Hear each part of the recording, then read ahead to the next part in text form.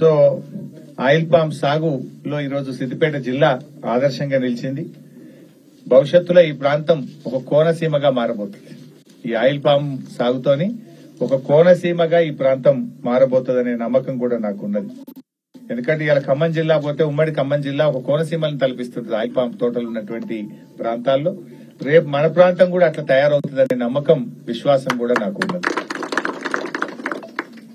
ఈరోజు మన దేశంలో చూస్తే ఆయిల్ పామాయిల్ ఇప్పటికీ 40% మాత్రమే మన దేశంలో ఉత్పత్తి అవుతే 60% విదేశాల నుంచి దిగుమతి చేసుకుంటా ఉన్నాం. అంటే ఇంకా చాలా డిమాండ్ ఉంది. మన దేశంలో జనాభా అవసరాలను చూసుకున్నప్పుడు మన దేశ అవసరాలకు అవసరమయ్యే పామాయిల్లో 60% విదేశాల నుంచి దిగుమతి చేసుకుంటా ఉన్నాం. మన దేశంలో పండుతున్నది 40%. అంటే ఇంకా 60% మనము ఇప్పుడు ఉన్నదానికంటే 2.5 రెట్లు అవకాశం మనకు ఉన్నది. అందువల్ల ఆయిల్ పామ్ సాగును ఇంకా ఎంత వీలైతే అంత రైతులు ముందుకొచ్చి పెట్టుకుంటే మంచి భవిష్యత్తు ఉంటది. అమ్ముడు పోదనో ధర రాదనేటువంటి అనుమానం అవసరం లేదు. మరి మన రాష్ట్ర ప్రభుత్వం అప్పుడు కేసీఆర్ గారు దీన్ని అంచనా వేసి తెలంగాణలో ఒక 20 లక్షల ఎకరాలు సాగు చేయాలని చెప్పి కేసీఆర్ గారు నిర్ణయించారు. ఇవాళ దానికి అనుగుణంగా ఈ 20 లక్షల ఎకరాలకు మరి సాగు ప్రణాళిక చేయడం జరిగింది. మరి కొత్తగా వచ్చిన ప్రభుత్వం కూడా దీన్ని ముందుకు తీసుకుపోవాలని చెప్పి కూడా నేను ఈ సందర్భంగా కోరుతా ఉన్నా. ఇకపోతే ముఖ్యంగా మన ఫ్యాక్టరీకి సంబంధించి కూడా మనకు 2 వే బ్రిడ్జెస్ కూడా పూర్తయిపోయినాయి. ఇప్పటికే 10 కోట్ల లీటర్ల ఫామ్ పాండ్ కూడా పూర్తయిపోయింది. 100 కోట్ల రూపాయలతో మెకానికల్ పనులు పూర్తయినాయి. సబ్స్టేషన్ పనులు పూర్తయినాయి. సివిల్ వర్క్స్ చాలా ముమ్మరంగా జరుగుతూ ఉన్నాయి. ఏప్రిల్ 25th ఫ్యాక్టరీని ప్రారంభించాలని, ఏప్రిల్ 25th కల్లా పనులు పూర్తి చేసి క్రషింగ్ ను ఇక్కడే, మన పామాయిల్ పండ్లను ఇక్కడే నూనె ఉత్పత్తి చేసే విధంగా మరి క్రషింగ్ ప్రారంభించడానికి లక్ష్యం పెట్టుకుని పనులు చేసుకోవడం జరుగుతూ ఉంది. సో అది క్రషింగ్ స్టార్ట్ అయితే సిద్దిపేట ఒక హబ్ అవుతుంది. చుట్టూ 8 జిల్లాల నుంచి పామాయిల్ ఫ్రూట్ ఈ సిద్దిపేటకు రావడం, ఈ ప్రాంతం ఒక హబ్ గా మారుతుంది. ఇది మొండి రకం చెట్టు, ఈత చెట్లు, తాటి చెట్ల లెక్క మొండి చెట్టు. ఒకసారి అంటుకుంటే ఇక అది పోదు. కదా ఈ రాళ్ళ వాన పడితే బాధపడడో, లేకపోతే గాలి దుమారానికి పడిపోవడో ఏ టెన్షన్ లేదు. ఈత చెట్టు, తాటి చెట్లు ఎంత మొండిగా ఉంటాయో ఈ ఆయిల్ పామ్ మొక్కలు కూడా అంత మొండి రకమైనటువంటివి. తప్పకుండా రెగ్యులర్ గా దిగుబడి ఇచ్చేటువంటి మొక్కలు. సో అయితే ఈరోజు మా రైతులకు కూడా ఒక సూచన ఏంటంటే అంతర్ పంట. ఇప్పుడు ఈ పంట వచ్చినాక 4 ఏళ్ల తర్వాత జనరల్ గా అందరు ఏం చేస్తుంటారంటే కోకో లాంటి అంతర్ పంటలు వేస్తుంటారు. వక్క అంటే మన భాగాలు, వక్క పంట కూడా అంతర్ పంటగా వేస్తారు. కోకో గాని వక్క అనేటువంటివి అంతర్ పంటగా వేస్తారు. అయితే ఈ మధ్య ఒక అదృష్టం ఏంటంటే ఈ కోకో అనేటువంటి ఏదైతే కాఫీ మొక్కలు ఉంటాయో దాని ధర బాగా పెరిగింది. మొన్నటిదాకా 250 రూపాయలు, 300 రూపాయల కిలో ఉండేటువంటి కోకో ఈరోజు 900 రూపాయలకు పెరిగింది. 250 రూపాయలు, 300 రూపాయల కిలో ఉన్నప్పుడే 1 ఎకరా ఆయిల్ పామ్ లో కోకో సాగు చేస్తే ఖర్చులు బొంగ 50,000 రూపాయలు మిగిలేది. కానీ ఇప్పుడు 900 అయింది కదా, రైతుకు దాదాపు 1,50,000 నుంచి 1,75,000 మిగులుతా ఉన్నాయి. అంటే పామాయిల్ తో 1,20,000 వచ్చినా కోకోతో ఇంకో 1,50,000 మిగిలే పరిస్థితి కనపడ్డది ఈరోజు.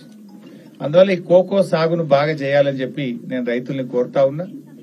ఈ కోకో ఫ్యాక్టరీ అంటే ఇది చాక్లెట్ల తయారీలో ఉపయోగిస్తారు. ఎడ్బరీ అనేటువంటి కంపెనీతో నేను మాట్లాడినా మొన్న.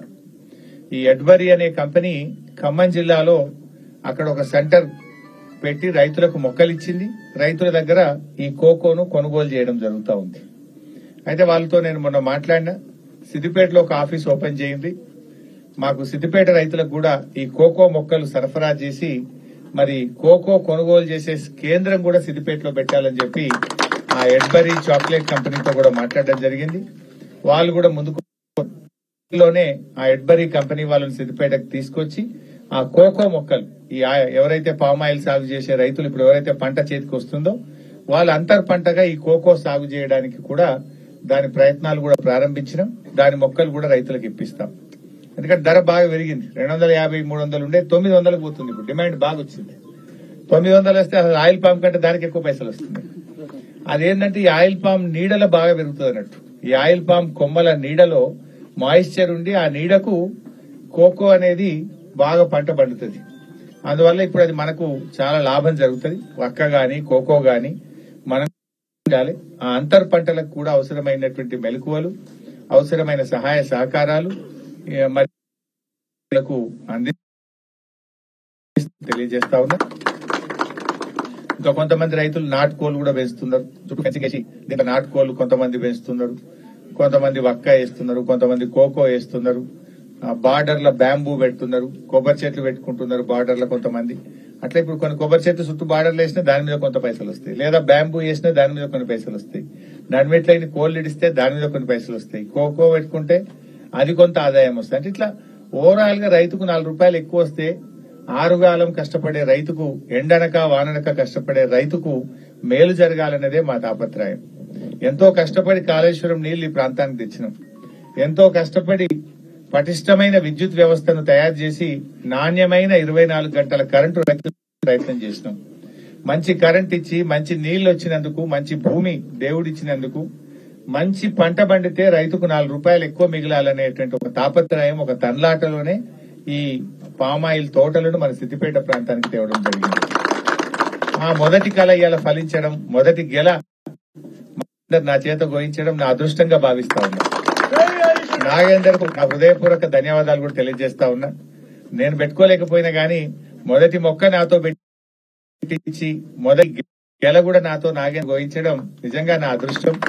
నాకు కూడా ఎంతో తృప్తి, ఒక సంతోషం ఉంది. ఇలా ఆ ఆనందం నిజంగా ఒక పంట పండిన రైతుకు ఎంత ఆనందం ఉంటుందో, నేను ఒక ప్రజాప్రతినిధిగా ఈ పంటని ఈ ప్రాంతానికి ఇచ్చినటువంటి వ్యక్తిగా నాకు కూడా ఎంతో ఇలా గొప్ప అనుభూతి, ఒక ఆనందం కూడా నా సంతోషాన్ని ఐపామ్ రైతులందరితో కూడా పంచుకుంటూ, మరి రాబోయే రోజుల్లో ఇంకా ఈ కోకో వక్క పంటలు కూడా అంతర్ పంటల సాగు చేయాలని, దానికి అవసరమైన సహకారాన్ని అన్ని కూడా సిద్దిపేట ప్రాంతంలో తీసుకొస్తానని కూడా నేను రైతులందరికీ మనవి చేస్తూ, మరి చుట్టూ కూడా బార్డర్లు కూడా అటు బ్యాంబూ గాని కోకోనట్ పెంచడానికి కూడా రైతు సోదరులు మరి ముందుకు రావాలని చెప్పి కూడా రైతులందరినీ కూడా కోరుకుంటూ, ఇవాళ ఈ ప్రభుత్వాన్ని, కేంద్ర ప్రభుత్వాన్ని కూడా నేను ఒక ఈ సందర్భంగా డిమాండ్ చేయాలనుకుంటా ఉన్నా. ఎందుకు అంటే ఇవాళ పామాయిల్ దిగుబడి మీద ఇంతకు ముందు కస్టమ్ డ్యూటీ ఉండేది. ఇతర దేశాల నుంచి పామాయిల్ మన దేశానికి వస్తే కస్టమ్ డ్యూటీని గత 15% నుంచి 43% కస్టమ్ డ్యూటీ వేసేవాళ్ళు. 15% నుంచి 43% కస్టమ్ డ్యూటీ ఉండేది. కస్టమ్ డ్యూటీ ఉంటే ఏమైంది, నుంచి మన దేశానికి పామాయిల్ వస్తుంది, లేదా కస్టమ్ డ్యూటీ పడడం వల్ల దాని ధర పెరుగుతుంది గవర్నమెంట్ కు ట్యాక్స్ కట్టినప్పుడు.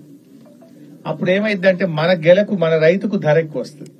ఇవాళ ఆయిల్ పాము ఒక టన్నుకు 13,438 రూపాయలు ధర ఉన్నది. కేంద్రంలో అధికారంలో ఉన్న బీజేపీ ప్రభుత్వం ఈ కస్టమ్ డ్యూటీ మొత్తం తీసేసి 0 చేసింది. అంటే పెద్ద పెద్ద కంపెనీలు ఇతర దేశాల నుంచి పామాయిల్ ఇబ్బడి ముబ్బడిగా మన దేశంలోకి రూపాయి ట్యాక్స్ లేకుండా తీసుకురావడం జరుగుతుంది. దానివల్ల కొంత పామాయిల్ ధర పడిపోయింది. గతంలో ఎట్లయితే 15% నుంచి 43% వరకు పామాయిల్ నూనె మీద కస్టమ్ డ్యూటీ ఉండను, తప్పకుండా కస్టమ్ డ్యూటీ వేయాలని చెప్పి నేను కేంద్ర ప్రభుత్వాన్ని నేను కోరుతా ఉన్నాను. ఓ 15%, 20% కస్టమ్ డ్యూటీ ఉంటే ఏమైతుంది, ఈ టన్నుకు ఇవాళ 13,438 బదులు 16,000, 17,000 రూపాయలు